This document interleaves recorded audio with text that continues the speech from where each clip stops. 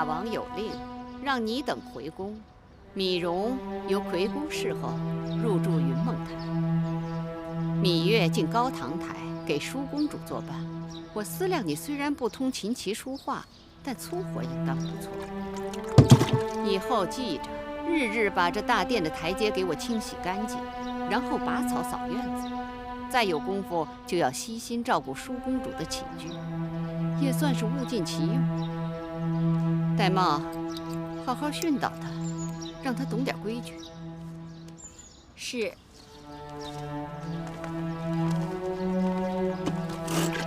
儿，这擦地的活姑姑帮你干。回宫记性这么坏呀？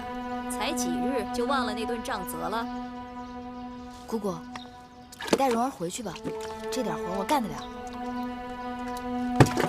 月公主，在奴婢这儿可别想偷奸耍滑，好好干活吧。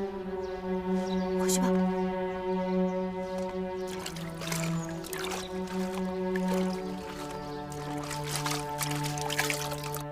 魏后，舒公主戴这只金簪如何？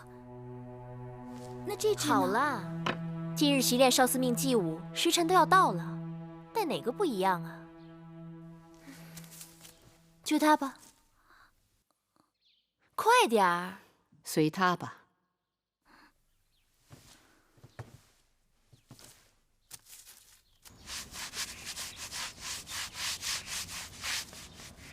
月儿，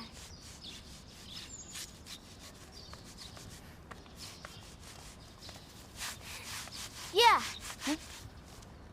姐姐，快跟我走吧。去哪儿啊？管他哪里，走就是了。快走。月公主，台阶擦干净了吗？已经很干净了。可上面明明还没擦。我说干净就干净了。舒公主，微后有旨，月公主不需要习练祭舞。那母后也没有下旨说月妹妹不许看本公主习练祭舞吧？走。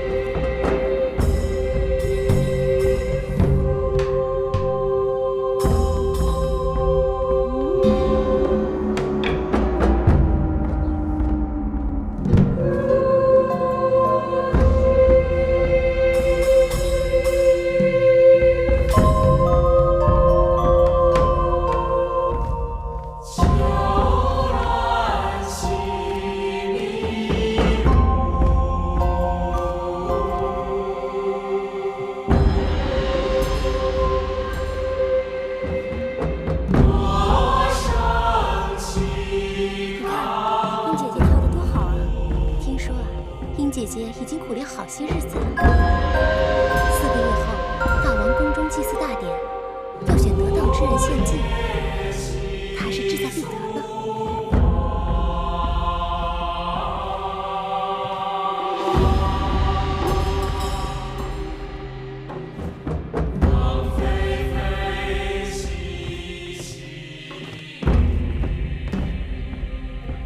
好。2位公主辛苦了。舒公主，这支少司命祭舞您习练得不够，此舞中要有手捏兰花的优雅，舒公主似有所不及。此舞却不是舒儿所长。舒公主的不及在于习练得不够，殷公主的不及却在于习练得过于刻意。我哪里跳得不好啦？难道习练多了也是错吗？公主们天生娇贵，生而自有俸禄彩艺。若论习练琴棋书画、礼乐骑射，乃至于女工厨艺、当家理政，是为了陶冶情操、增广见识，不至于五谷不分、四体不勤、雅俗不变、遇事不知。所以，让公主们习练的宗旨是什么呢？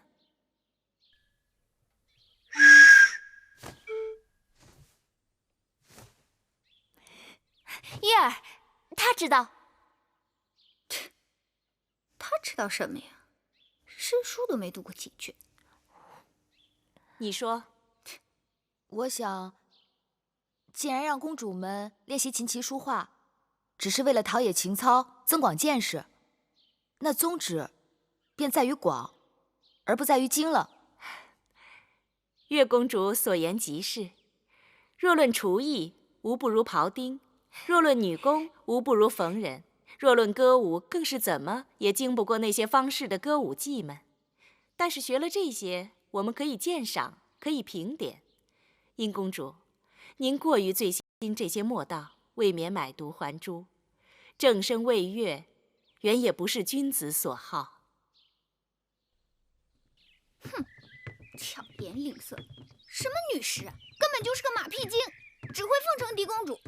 舒公主做什么都是楷模，舒公主跳得不好，也自会得其精髓。我明明比她好过很多，却成了买椟还珠了。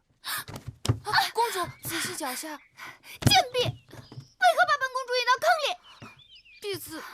婢子并没有。还敢多嘴！殷姐姐不必使气，没有跌伤便好。跌不跌伤是本公主自己的事儿。可笑的是，如今出身微贱之辈，也都来冒充公主，还到处称姐道妹。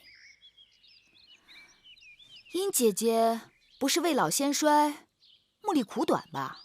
这长廊平坦本无坑洼，你怎么就能看出坑来了呢？所以看人低矮猥琐也不足为怪了。月儿，姐姐，你们这儿好热闹啊，何事如此有趣？月儿听说殷姐姐近来贵体欠安，经常耳聋眼花，有病切勿耽搁，要找御医及早医治才是。月儿，杨凌台那边好热闹，陪我过去看看吧。看什么？你竟不知，今日判宫大比，武比在郊外，文比就在杨凌台呀。有文比，还有武比，甚好。鱼我所欲也，熊掌亦我所欲也。算了吧，这会儿要去郊外，太阳都要偏西了，还看什么武比呀？陪我去杨凌台吧，走吧。走。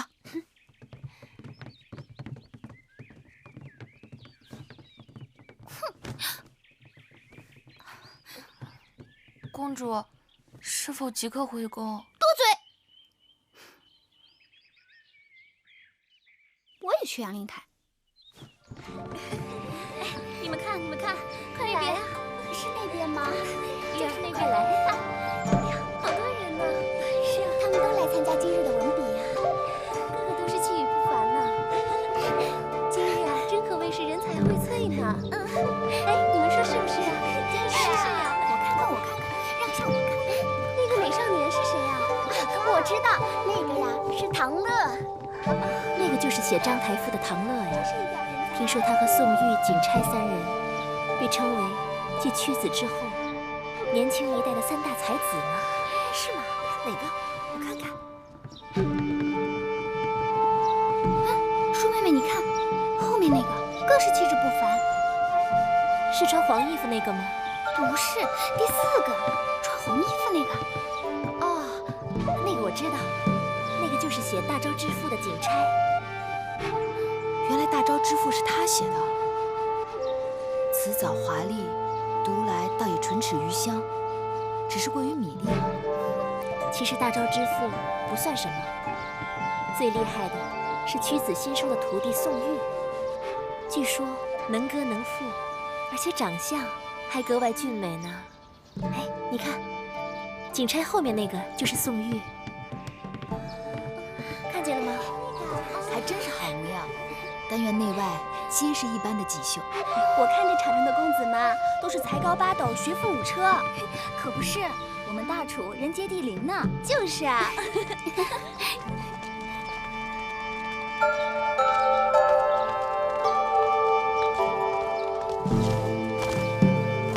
拜见大王，起。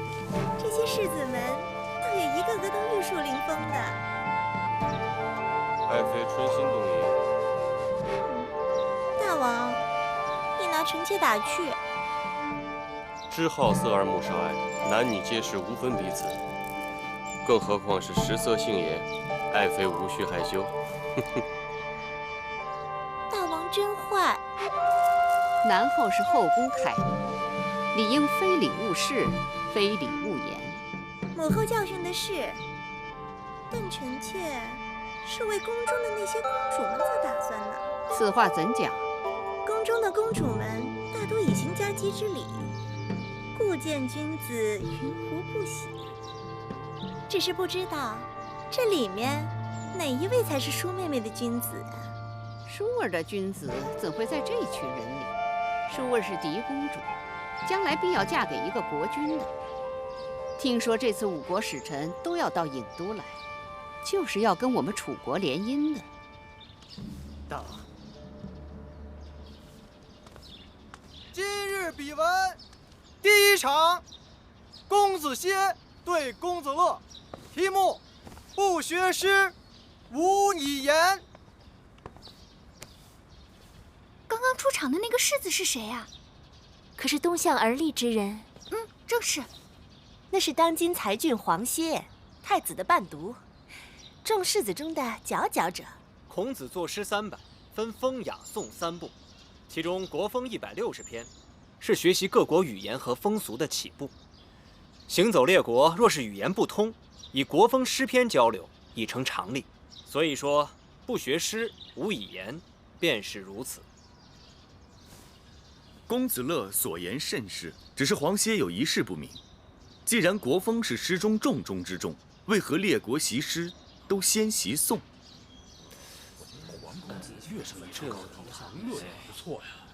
习诗之所以先习颂，颂乃宗庙之礼。习颂之时，习礼仪，通音乐，做人以礼行天下。然后再是学雅，通晓周天子历代之功业，而知王朝兴废。更要紧的是，雅言是周成所用的语言，也是列国通用的官方语言。此后再学列国之风俗和语言，这便是习国风了。这样便可以点及面，一通百通。今日要论清新俊逸，品貌非凡，非他莫属。月儿适才还说殷姐姐耳聋眼花，此话可见有误啊。舒妹妹，好啦，我只听说黄歇文笔风流，潇洒倜傥，而且不光屈子推崇他，就连宫中的大臣们都很看重他的文采。屈子不在，这赛场上抢风头的尽是他的弟子。他在与不在有何区别？屈子游历5国，正在到处游说诸侯们搞合纵的。现在楚国里没有人比他的风头更劲了。依黄公子之言，这风雅颂的次第应该为颂在前，雅为后，风更次之。错，风以感发人之良心也。人心正而后有正论，风在前，雅在后。朋友正而后君臣正，故大雅次小雅；君德正而后成功，故颂次大雅。所以诗300篇中，雅颂皆起于风而次于风。哎呀，黄公子真是有学问啊！果然，百闻不如一见。今日比文，高手如云。月儿，依你之见，今日花落谁家啊？我不知道。黄公子人中翘楚，因而看，今日赢者，非他莫属。你那么稀罕他，我怎么就没觉出他的好呢？黄公子言之有理，但在下仍有一事不明：这从古至今，学子们为诗言志还是诗言情而争论不休，不知黄公子有何高见？在心为志，发言为诗。情动于中而行于言，言不足故嗟叹之。情即为志，志即为情，情志不可分家。受教。太厉害了！真厉害！黄公子果然学识渊博。就是啊。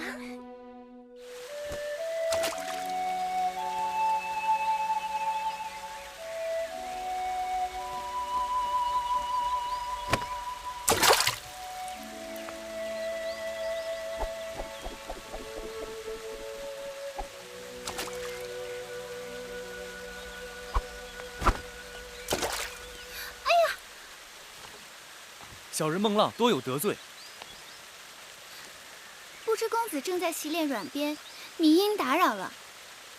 本公主刚刚在这丢了个香囊，你可否看到？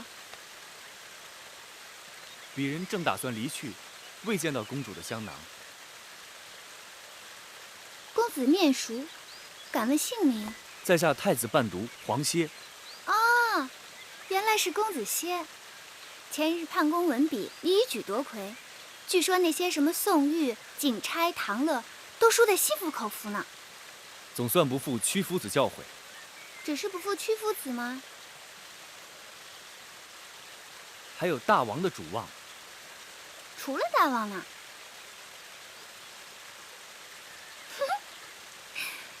你也算没有辜负本公主的厚望。赛前我曾与人打赌，说你必赢。承蒙公主教诲。殷公主，殷公主，公主让婢子好找啊！我又没聋，叫活似的喊我做什么？本公主的香囊丢了，你快去别处寻寻。是这个吗？公主，您不是一直让婢子帮您拿着吗？黄歇先告辞了。哎，哼，真是个呆子！公主，您是在训斥灵儿吗？你也配！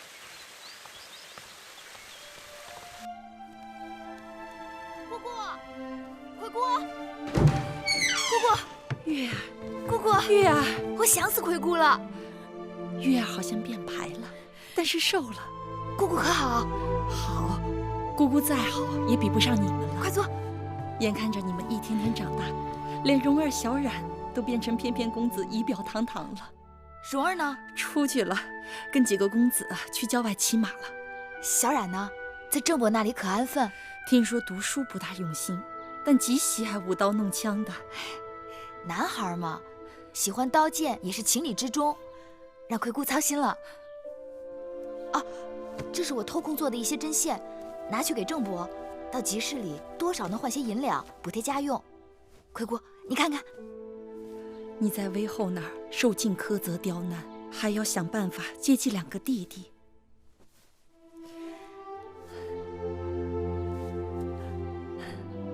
月儿这针线是越做越好了。姑姑，你的眼睛怎么了？不碍事的，已经有些日子了，看什么呀，眼前都是雾蒙蒙的，大概是快入夏了，暑热闹的，一立秋就好了。我看看。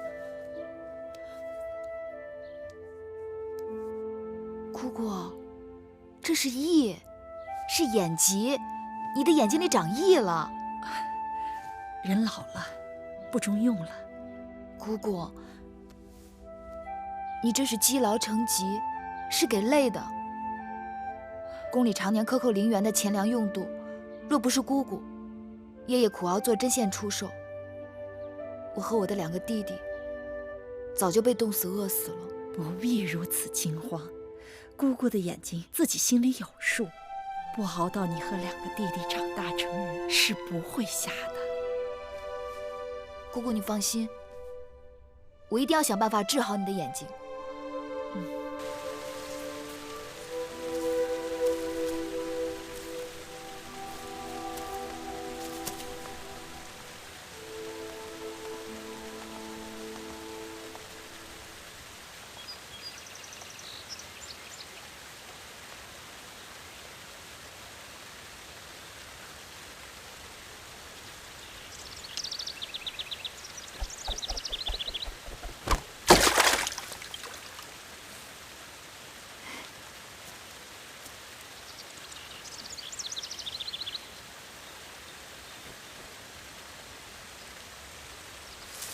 几日不见，公子用鞭抛石的技艺又有所精进。精进什么呀？跟师傅比，只有惭愧。急什么？总有一日徒儿会超过师傅。哎，你看这鞭如何？我看这手艺，像是宫中最好的工匠所为。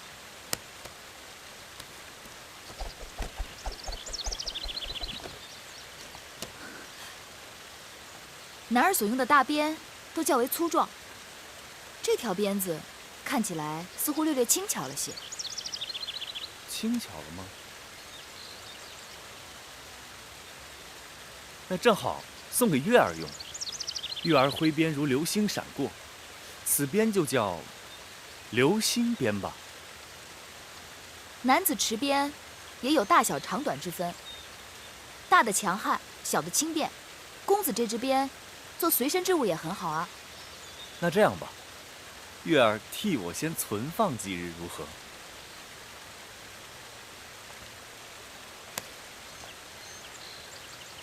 适才我见你在地上寻寻觅觅，不知你在寻觅些什么？魁姑患了眼疾，女医治曾告诉我，野菊金银花护肝明目，我已然采集煎汤给魁姑饮用。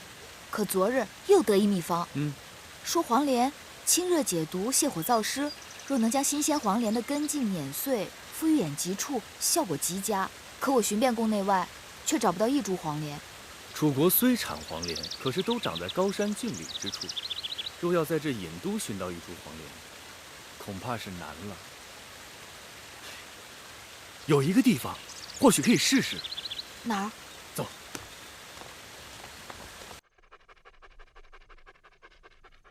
你老牵着他干什么呀？带宝官出去溜溜，别老戳在我眼前。是。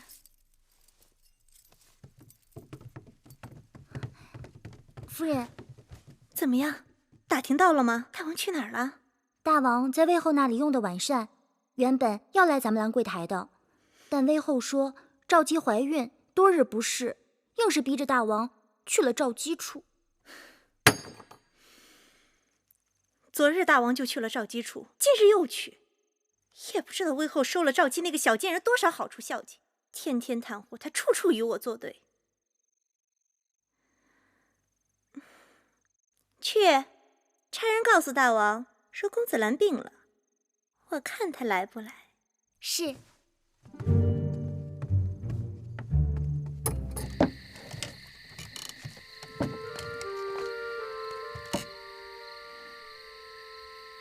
你真以为这有黄连？大王宠信正秀，前不久让人出去搜集了许多隐都很少见的花草，都移种在这里，据说不乏药材，咱们可以试试。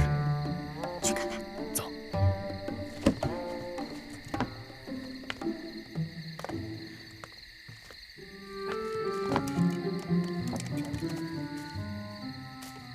你看看，这园子里多少难得一见的兰花香草，可惜郑秀是个俗人，这些花栽在这儿真是白糟蹋了。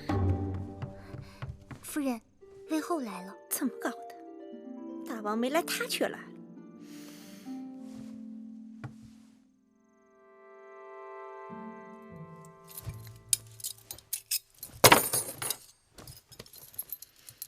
扶我。是。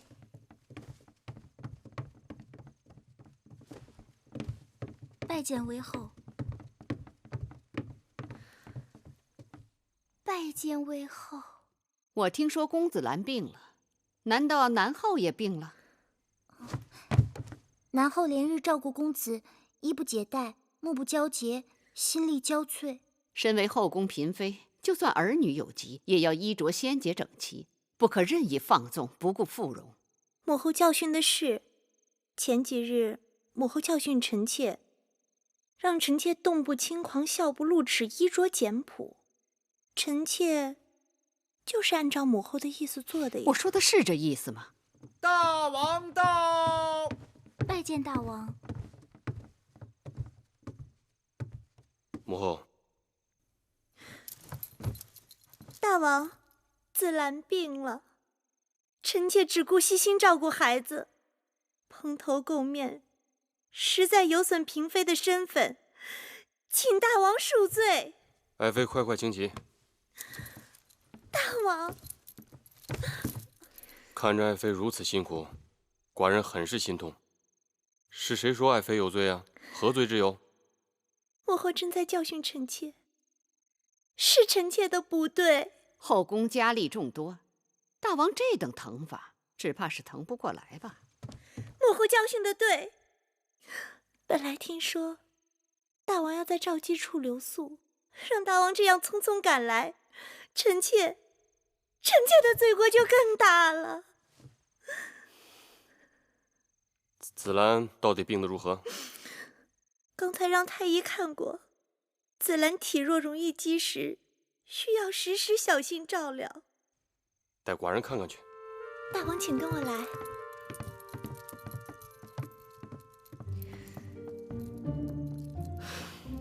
瞧，水会五味子，它浑身是宝，能祛风活脉、调气止痛，清肝明目。果子成熟后还香甜无比。既然如此之好，咱们就带回去给魁姑，这也算物尽其用。好啊，摘下。我去那边看看。好。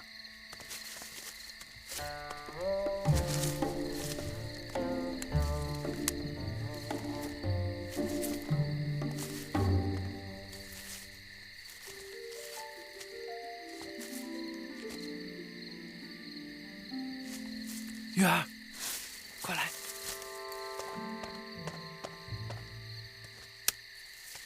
黄连，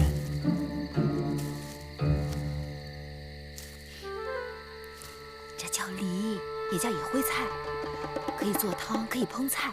尽管它的叶子和黄连极为相像，但味道却是很鲜美的。玉儿知道的真多。也许今日咱们白来了。再找找。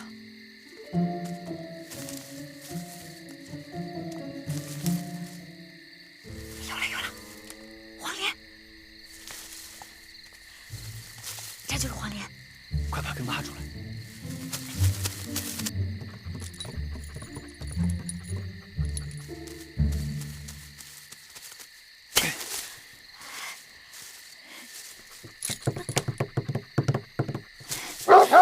什么人？侍卫，侍卫，来人呐！快走，快跑！我有人，他一刀，不是难事儿。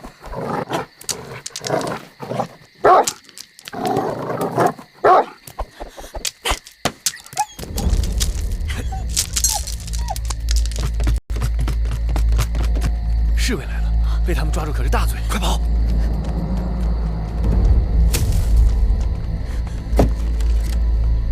小心点，小心！站住！快走！你承认敢擅闯兰桂台？在下太子伴读黄歇。带走！大胆黄歇，你身为太子的伴读，竟然做出这种偷鸡摸狗的事情。你若真的偷鸡摸狗也好，为何把园子搞得一塌糊涂？我倒想听听你的理由。是黄歇做的，就是黄歇做的，没有理由。你也是知书达理之人，难不成跟我这园子有仇，跟我的宝官有仇？哎呀，黄歇啊，你要是这般死硬，就不要怪寡人对你不客气了。来人！大王，有人来投案自首，说大王抓错了人犯。什么？投案自首？带他进来。是。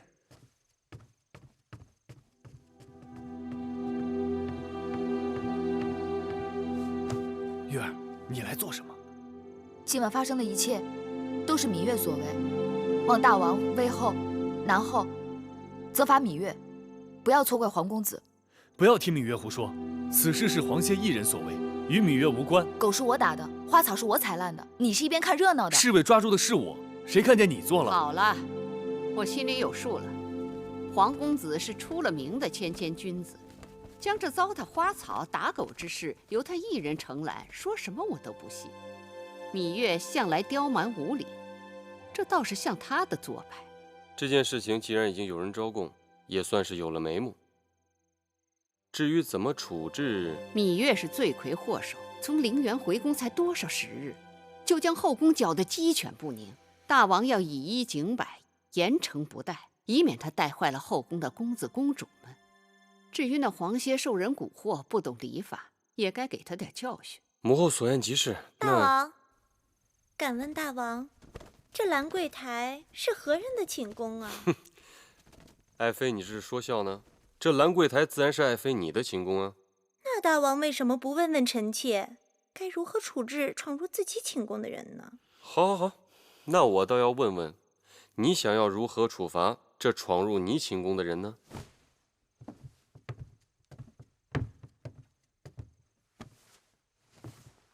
月妹妹，你这淘气也淘得太过分了。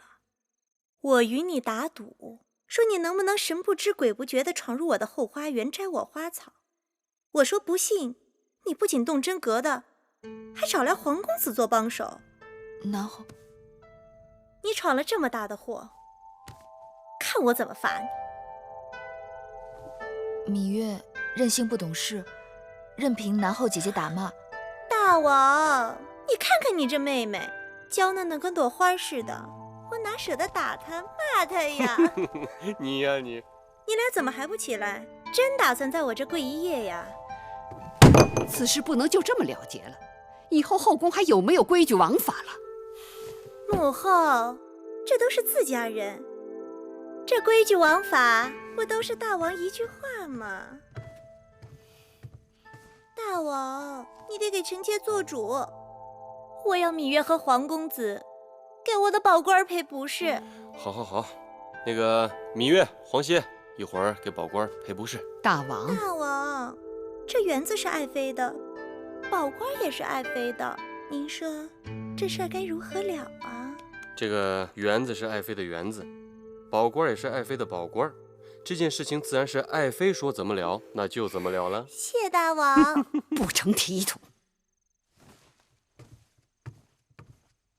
外面天黑路滑，请母后慢走。哎呀，你这个蜜罐子！你们俩还杵在这儿干什么？还不赶紧下去？谢大王。谢大王。谢谢大王。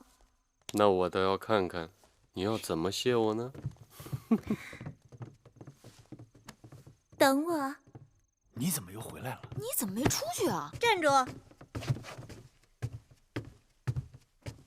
你俩与我说实话，这黑灯瞎火的，到我的园子里究竟干什么来了？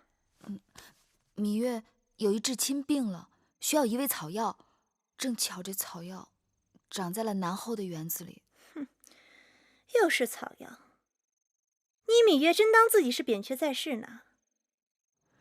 南后宽宏大量，我才不宽宏大量呢！我只是做了自己想做的事情。幸亏我的宝官生得不重，否则你们……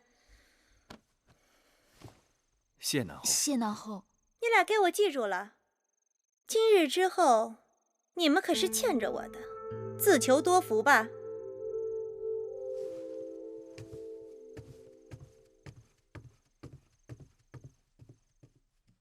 母后还在为昨日的事情苦恼吗？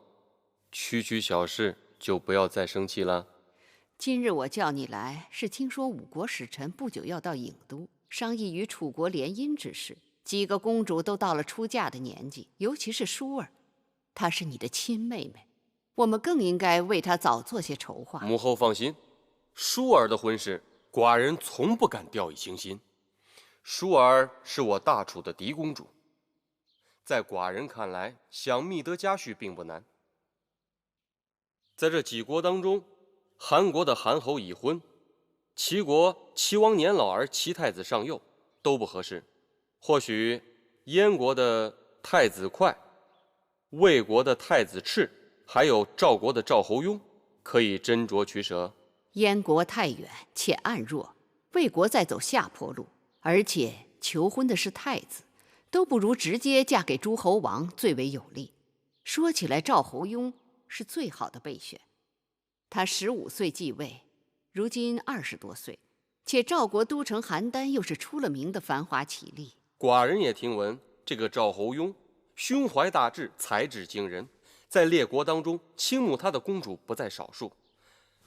当然，他们要想与舒儿比，那就是烛火之光与日月争辉了。再者说，列国之中，我楚国最强。试问有哪一国的国君太子不想娶我楚国的嫡公主为王后呢？还有几个刚行过佳姬之礼的公主，我也有所打算。愿闻其详。公主芈音乖巧伶俐，平日在宫中对我也是恭敬顺从。或许可以嫁给魏太子赤，燕太子快。母后所言在理。那其他几个公主呢？寡人记得有个公主叫芈京，啊，还有昨晚闯祸的那个芈月。芈京倒也罢了，至于那个芈月，她是应生的女儿，将来也只能做应，做个陪嫁。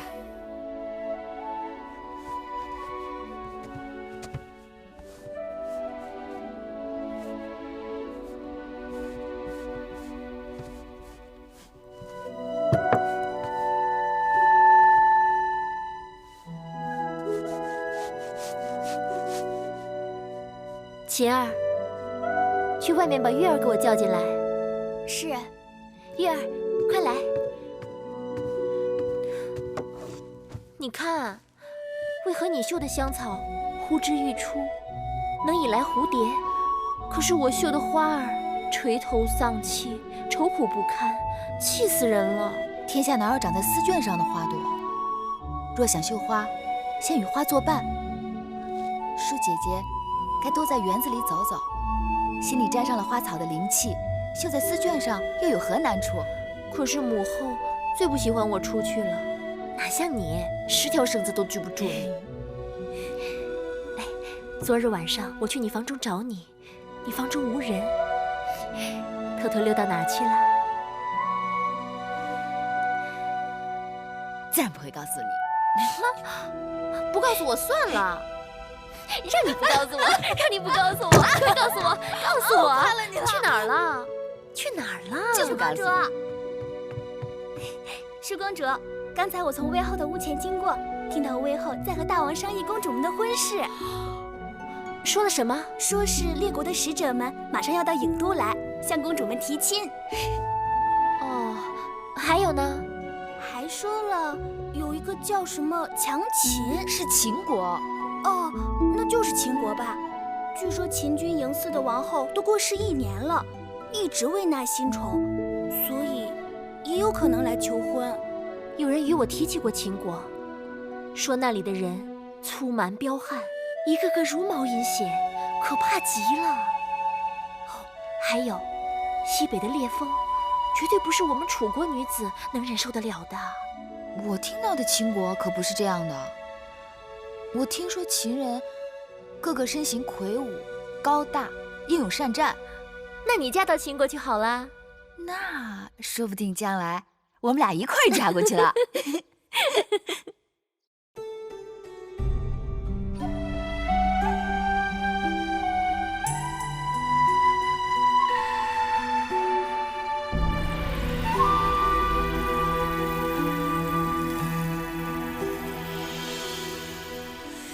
繁星如许，明月如初，前尘往事从何起数？心有情丝万千束，却生得一缕孤独。春花开谢，秋草又枯，盛衰荣辱，如何细数？泥水暖，渭水寒，换不回一人如故。尝尽悲欢离合人间苦，却怎么咫尺天涯陌路？去心诉，是一度，去情再相负。愿为你平静柔情傲骨，望尽相思红颜凋零处。我只愿与你朝朝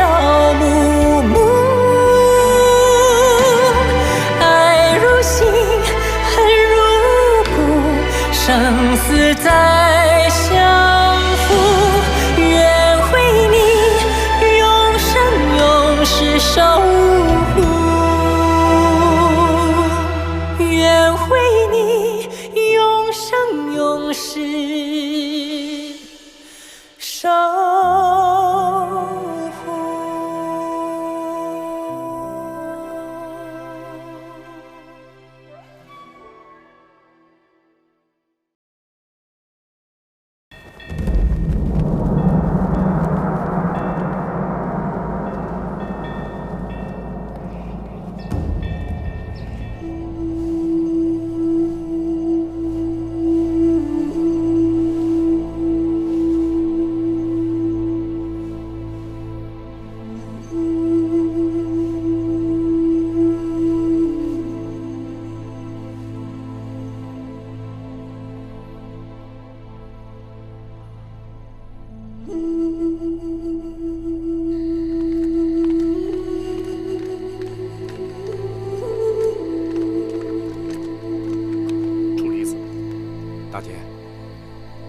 大王还没有出来。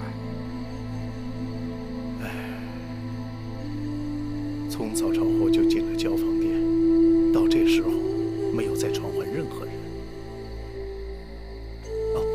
楚离子，大王跟老农吩咐过，不让任何人进去。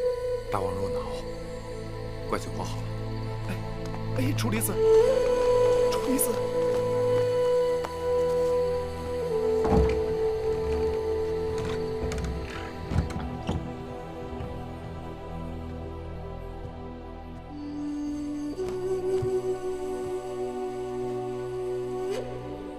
王兄，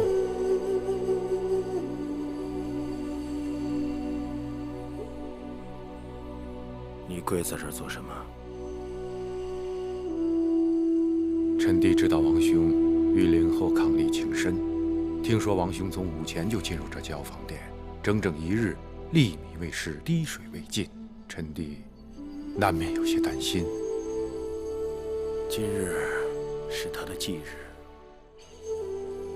过去1年里，因大秦千里之地尽系于寡人一身，所以从不敢废弛政务，有懈怠之心。唯有今日是个例外。寡人和他说说话，让他知道寡人的心事。不知王兄都跟他说了些什么？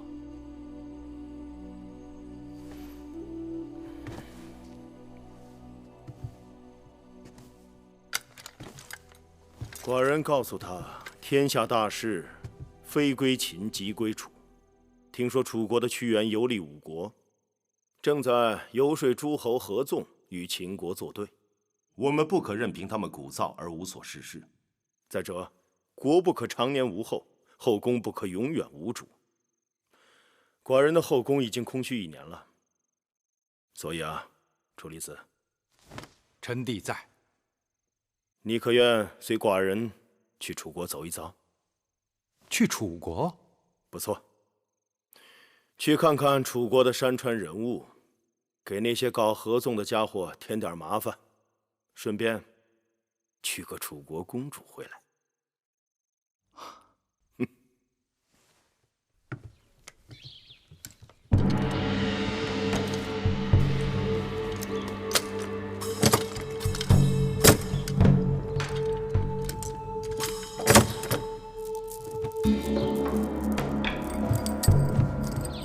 臣拜谢大王。众卿免礼。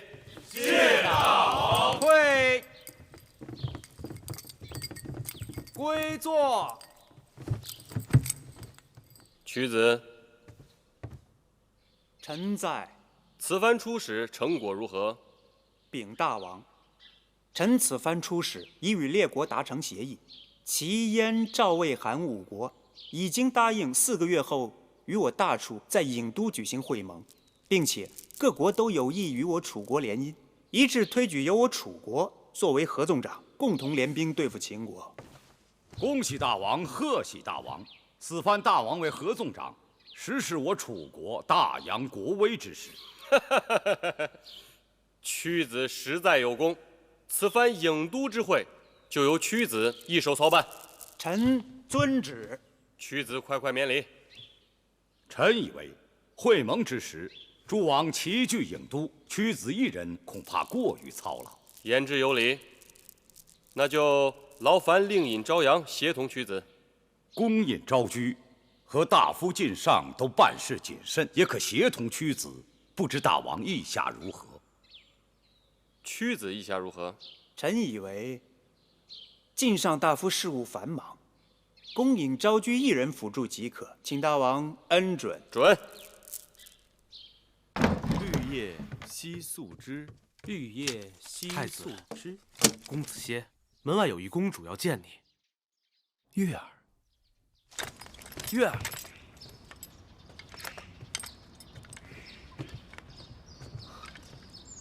是殷公主。皇公子好久不见，别来无恙。感激殷公主挂牵，不知殷公主找子歇有何贵干？上次在后花园看到公子把玩软鞭，技艺娴熟，那软鞭更是模样稀罕，猜公子定是用鞭的行家里手。俗话说，好刀配好鞘，好马配好鞍。我这里有块上好的玉髓，如嵌在鞭柄上，正配得上公子的鞭子。你看看这块玉髓，是否合公子的意？这块玉髓是我母亲当年出嫁时的陪嫁。楚国尽管富庶，宫中宝物无数，但像这样好成色的玉髓却是不多见的。多谢殷公主厚爱，只是此物过于贵重，子歇绝不敢领受。更何况是你母亲所赐，理应珍惜，怎可随意送人？这也是本公主的一片心意。无功不受禄。太子还有事传唤，子歇先告辞了，多有得罪。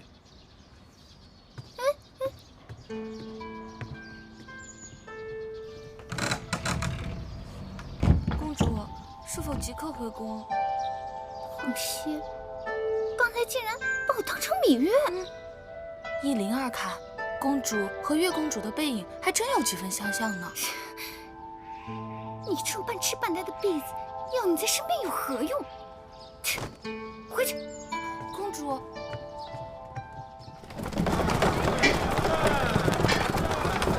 你又偷着跑出来跟我去看小玉，若让魏后知道了，说不定要怎么责罚。好不容易才弄到出宫服，等到下次又不知道是何年何月了。不过就是给永香李白做2套衣服，什么何年何月？葵姑的眼疾，用药这些天可有好转了？大好了，好像突然看阳光都亮了许多，穿针引线别提多顺手了。那就好。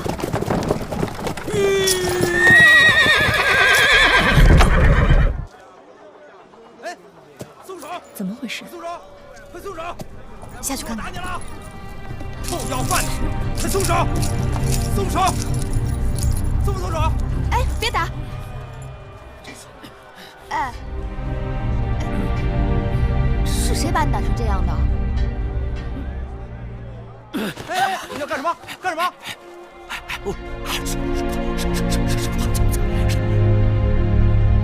你舌头若不在，岂能说话？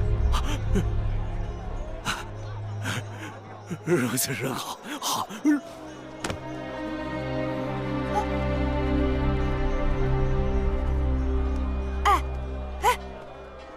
葵姑，他是死了吗？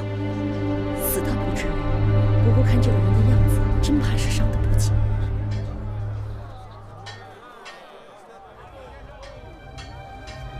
葵姑，我们把他扶上马车。月儿，这个人满身是血，不能见死不救。扶阳小冉的正脖那里，我记得有伤药。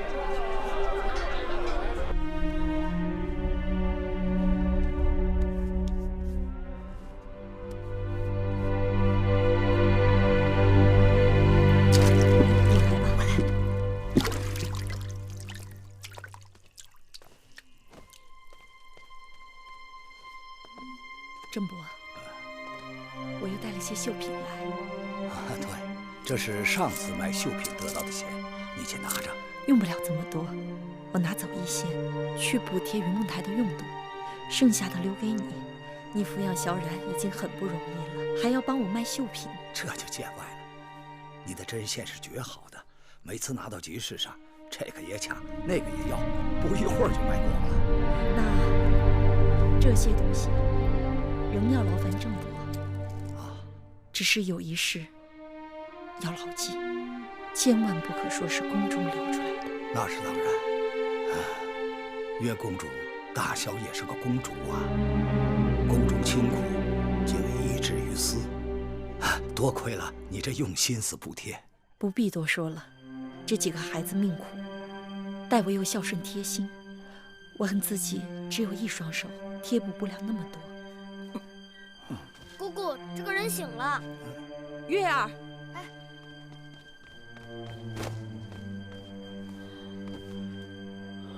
先生是何人？怎么会伤成这样？我这是在哪儿？你们是什么人？我叫芈月，这是葵姑，这是我的弟弟小冉，这是郑伯。哎，先生，别动。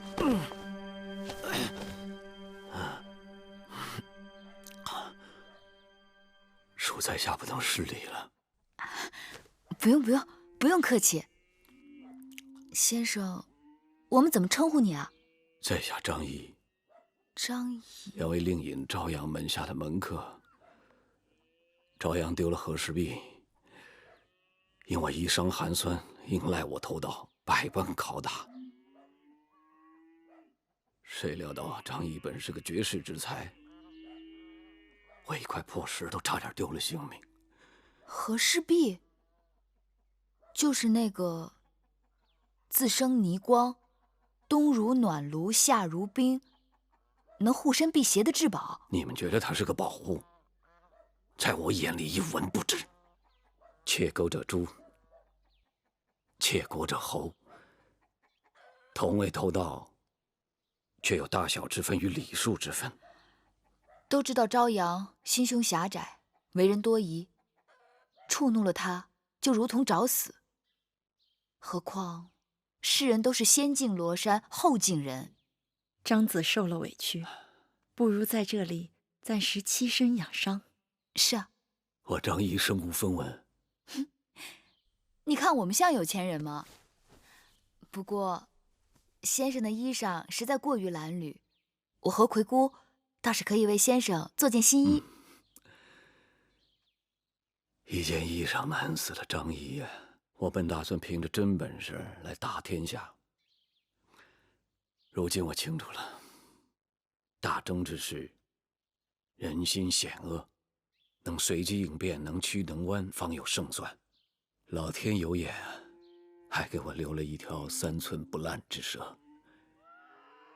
凭他，今后我一定说出个天下。说出个天下。姑姑，这个人大约是被打傻了，坏了脑子，所以他才比别人更可怜。月儿，时辰不早了，咱们也该回宫了。好。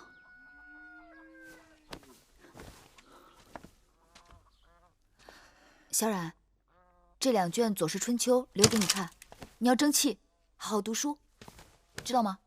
小冉知道了。郑伯，这位先生就拜托你了。啊，你就放心吧。先生，我和葵姑就先走了。楚国的道路似乎比我们秦国要宽阔。楚人好乘车，我秦人好骑马。马车行驶的道路自是比驰马之路要宽阔。也是，我们一路行来，看到楚国的马车和我们秦国的马车确实如此甚为不便。如果将来能够统一车轨，从我大秦修一条直道，横贯魏国，直通楚国，岂不快哉？王兄此言大有深意，这是要一统天下呀。只是眼下，首先要对各国各个击破。他们楚国可以许给别人好处，我们也可以，不就是比谁给的甜头更大吗？可是寡人却是个只爱吃甜头，又不想给好处的人。那王兄如果娶了楚国的嫡公主，岂不是一举两得？只是臣弟担心，万一那嫡公主长相丑不堪，放她在后宫，从此与寡人两不相干。好了，楚离子，因为许久未动了，如此可放放马力，看你我所乘之马哪个更健俊。王兄若有此幸，臣弟哪敢不从命啊！去！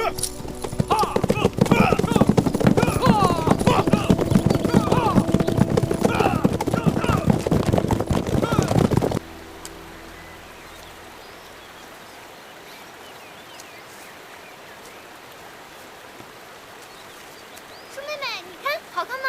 嗯。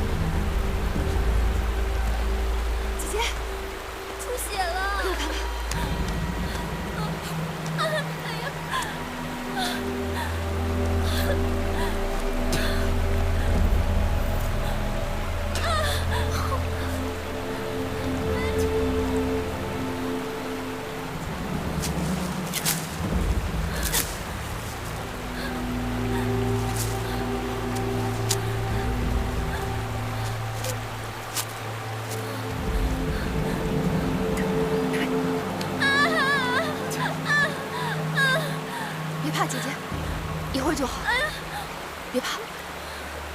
公主，公主，公主，你醒醒！月公主怎么办呀？舒儿，你还疼吗？好多了。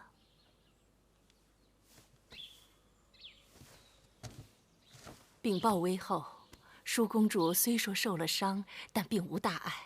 要说舒公主也是有福之人，若不是月公主及时将毒血吸出，再用牛舌头草敷在伤口上解毒，恐怕真要费一番周折。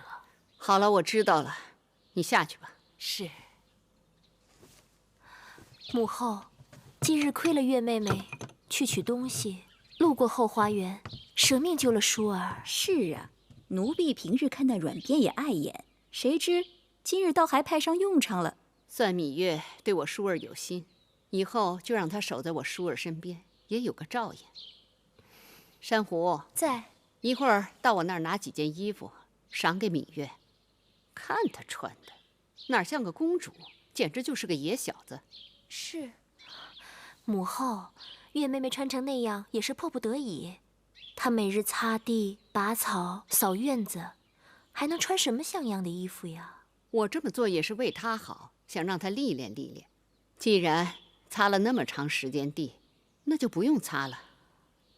玳瑁，让她以后跟着舒公主多学点规矩。是。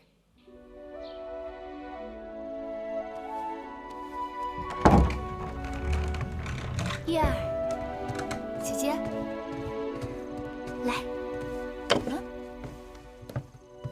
3月后是宫中的祭祀大典，那件用作少司命祭舞的礼服就快做好了。我纠缠母后多日，她才允诺我可以去宫外的织坊看看那件礼服的模样。你与我一同前去，等过几日礼服做好了再看，岂不更好？谁真想看那礼服的模样了？自从被蛇咬了，日日关在屋子里养伤，闷都快闷死了。就想出去透透气。那说起来，脂肪仍是无趣。若要透气，还不如去脂肪边上的东市，那里稀罕东西可多了。话是这么说，但母后能让我出宫已实属不易，而且她特别叮嘱，说近日郢都不大太平。出什么事了？一些越人故意滋事，越人最记仇了。父王伐越时，杀了他们的越王吴江，其遗民四散各地。这2年，他们又出现在郢都，屡屡滋扰生事，很令人头疼。你我哪有那么好的运气？一出门就碰上越人，何况越儿的鞭子也不是吃素的。那就算没有越人作怪，母后派了那么多人跟随，想去东市，恐怕很难。这有何难？只要姐姐让绿萝去准备2身寻常女子的衣裳就行了。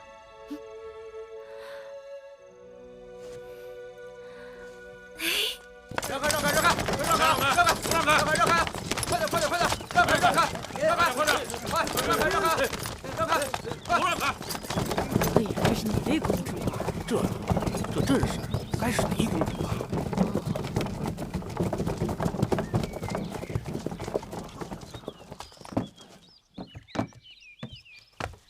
姐姐，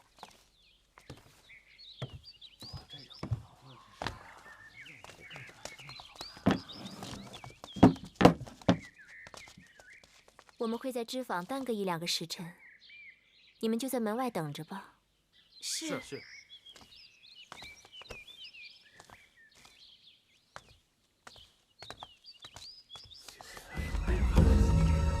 啊，2个还都是美人呢。姐姐，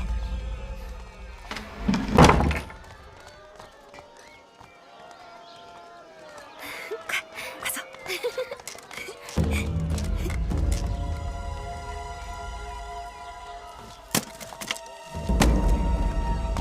难怪人人都说楚国富庶，这里的确比秦国发达。车水马龙，人流如织。这里人太多了，摩肩接踵。臣弟还是更喜欢咱们秦国的集市，遵规守纪，井然有序，哪像这里混乱不堪。说的也是啊。都来看一看了啊！不过呀，做生意还是人多了好。哎，说起生意一事，臣弟已为王兄打听到楚国狄公主的确切消息。说来听听。那狄公主名叫芈姝，据说贤淑端庄，是诸国狄公主当中难得的美人啊。看来寡人运气不错。不过这秦楚联姻，还需要相宜之人搭线才能成功。王兄说的是。数年前，我与上官大夫靳尚曾在魏国相遇，也算是旧日好友。此人野心勃勃，又诛求无厌，不妨先用他做桩买卖。大白兔，看过兔子吧？兔子啊，看着是葫芦套，知吧？啊！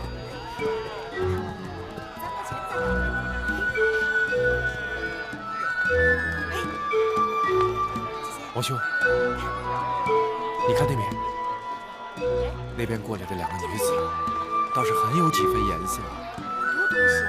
个子矮些的那个，身上有种女子中少见的英气；高些的那个举止贤淑温柔，该更合王兄的口味了。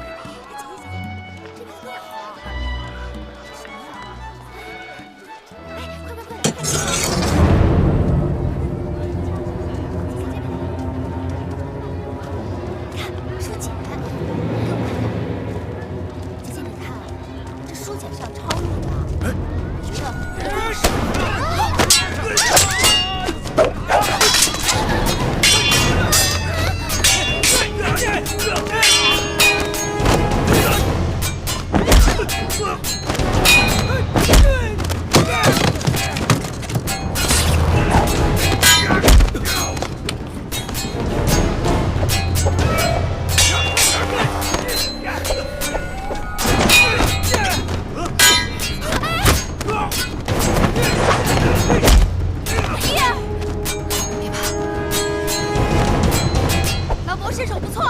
小丫头，身手了得。彼此彼此。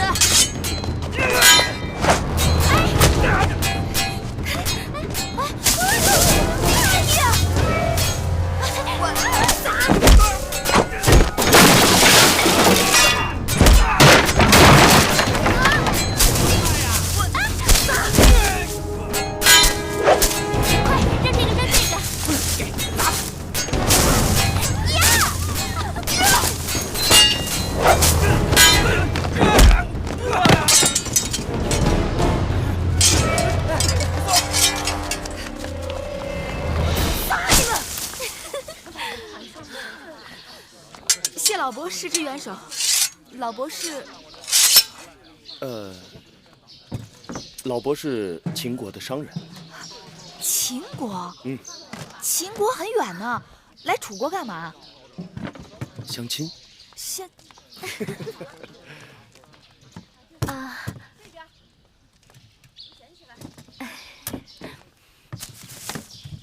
好汉急公好义，受小女子一拜。哎，贵人不必多礼。你们两人没有受惊吓吧？没有。哦，那就好。刚才那几个想要杀你们的人，短发纹身，像是越人。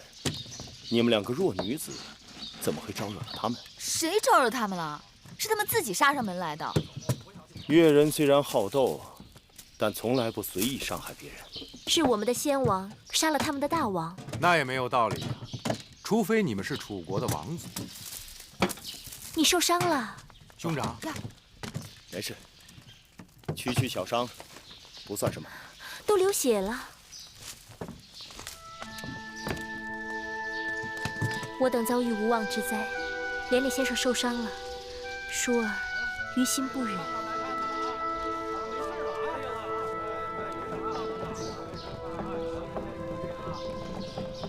在下谢过贵人。不必多礼。何人在此私斗？姐姐坏了，咱们若不马上赶回脂房，只怕就要被宫里的人发现了。多谢老伯，告辞了。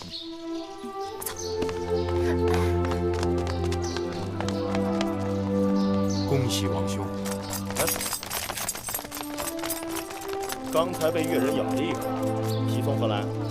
王兄没听见那女子自称舒儿，旁边那女子还说到宫里。看来越人追杀他们是有道理的。可是楚宫里公主不少，谁知道她是哪一个？臣弟刚刚跟王兄讲过的，那楚国的嫡公主就叫宜舒。看来王兄中头彩了。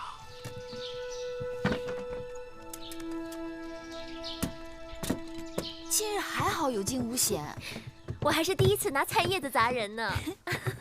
公主当时若是有半点差池，绿萝可就活不成了。都说了有惊无险了，不必大惊小怪的。这事要是让魏后知道了，绿萝还是活不成。哎呦，放心，此事只有你我月儿知道，你就好好的活着吧。绿萝都快被吓死了，公主却满脸喜气，好像捡了宝贝。你可知何为福兮祸兮？好啦，去给我们烹茶吧。是。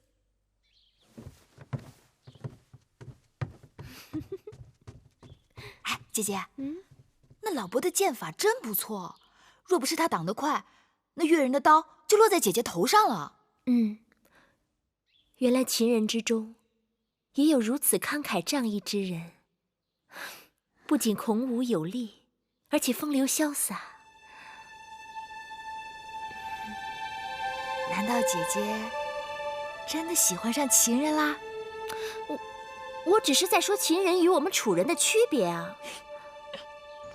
再说了，我们楚人当中也有出色的男子啊，不仅风度翩翩，还玉树临风。就像谁啊？怎么不说了？不像谁？就像黄公子、黄歇那样，如何？那是你说的，不是我说的。你不喜欢黄公子吗？我何时喜欢过？玉树临风，也不招妹妹喜欢。明明是姐姐，喜欢孔武有力、风流潇洒的死丫头。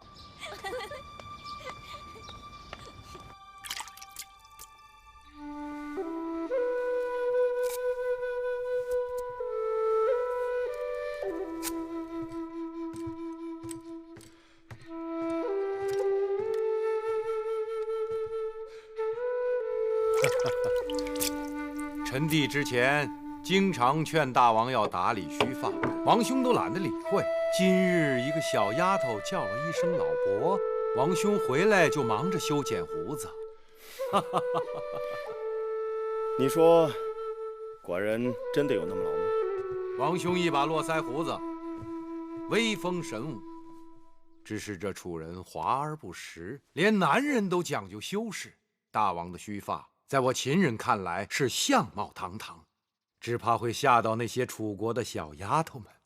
依寡人看，楚国的男子都缺乏血性，他们不以健壮为美，却以削瘦为美；不以弓马为荣，却以师父为荣；不以军功为尊，却以亲族为尊。将来秦楚开战，楚国必输无疑。禀报大王，何事？刚刚得到探子来报，眼下诸国均派使臣以联姻的名义前往楚国，他们企图在郢都会盟，共同对付我们大秦。真的吗？你们都下去吧。是。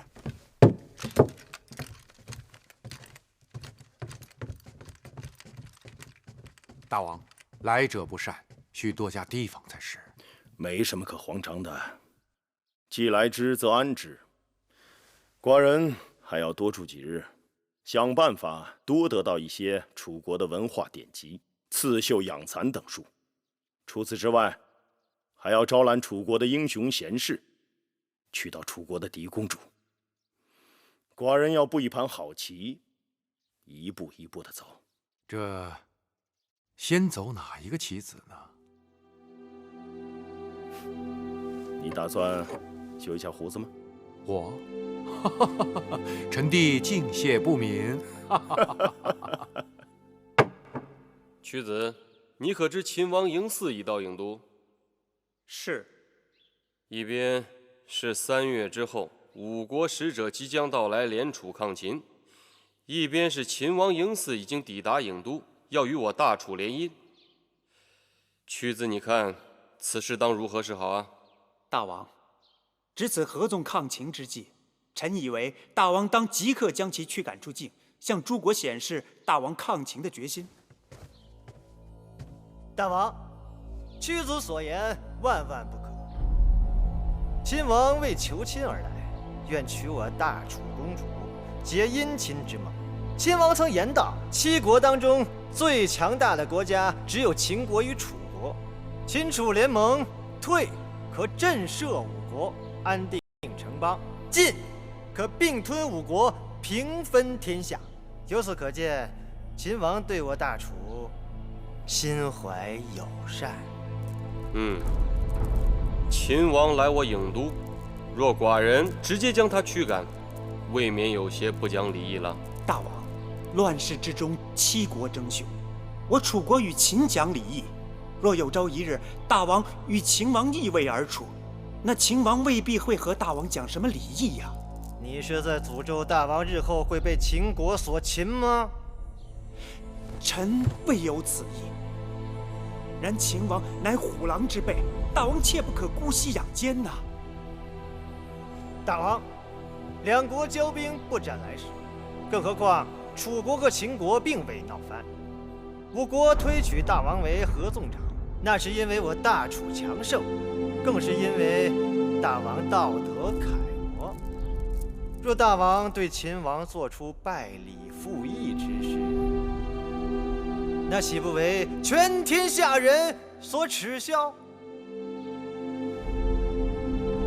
如今是争雄之势，礼位之崩，乐位之坏，众人都不讲礼义诚信，然我大楚一直礼义为先，驱赶秦王一人口实，是寡人平日所不取的。大王，3个月后，5国使臣将至郢都，此事皆是据闻。秦王就在郢都，自然不会不知晓楚国欲与吴国立合纵之盟，而这一联盟将大大不利于秦国。秦王此来，必是期与大王连横，破坏六国合纵啊！这……大王，在合纵盟约定成之前，多一事不如少一事。大王若会见秦王，无论结局如何，都会引起五国使臣的猜测。也许，这也正是秦王想要达到的目的。大王，秦王也是一国之君，乘意而至，大王若不见他，于情于理都说不过去吧？大王若觉为难，臣有一字可应对秦王。何字？托。托？大王既不说要见秦王，亦不说不见秦王，只言身体不适，事务繁忙。若稍有闲暇，必与秦王杯酒言欢。那要拖到几时？拖一时算一时。若能拖到楚国与吴国结盟已定，秦王听闻必将遁走。倘若再厚着脸皮求见大王，其生死荣辱，均已操于大王之手。众卿看呢？这个主意好。大王，臣以为还是不见得好，省得麻烦。大王，臣也认为眼下也只能这样了。善，那寡人就依屈子所言，拖他一拖。大王，楚王推脱身体不适，避而不见。什么身体不适？明明是托辞。那就用不着跟他多费口舌，定是有人给他定下了计谋。世间之物，多不可强取，但可迂回。寡人想，那朝堂之上并非铜墙铁壁，你不妨与你的老友靳尚再多走动些。臣弟已赠予他财物，那靳尚过贪是典型的小人之才，给他好处向来是有一报才还一报。这种人正合寡人之意。靳尚向来自负，善于钻营和游说，气量狭小，睚眦必报，有着与其才华不相称的勃勃野心。寡人不怕他贪，就怕他不贪。给他一颗大大的鱼饵，让他为寡人钓上楚国最大的鱼。此外，寡人要娶楚国的嫡公主。那俗话讲，强拧的瓜不甜，寡人求的是瓜熟蒂落。上次东市偶遇，可谓天作之合。你不妨去告诉靳尚，让他多留意那边的动静。是。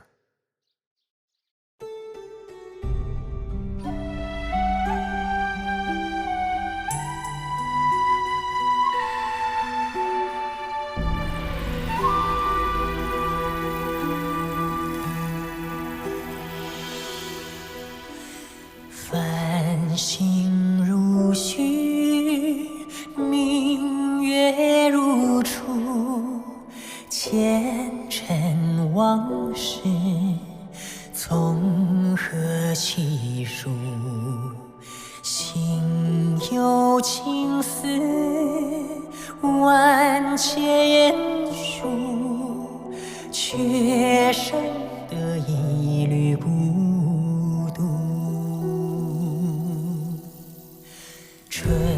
花开谢，秋草又枯，盛衰荣辱，如何细数？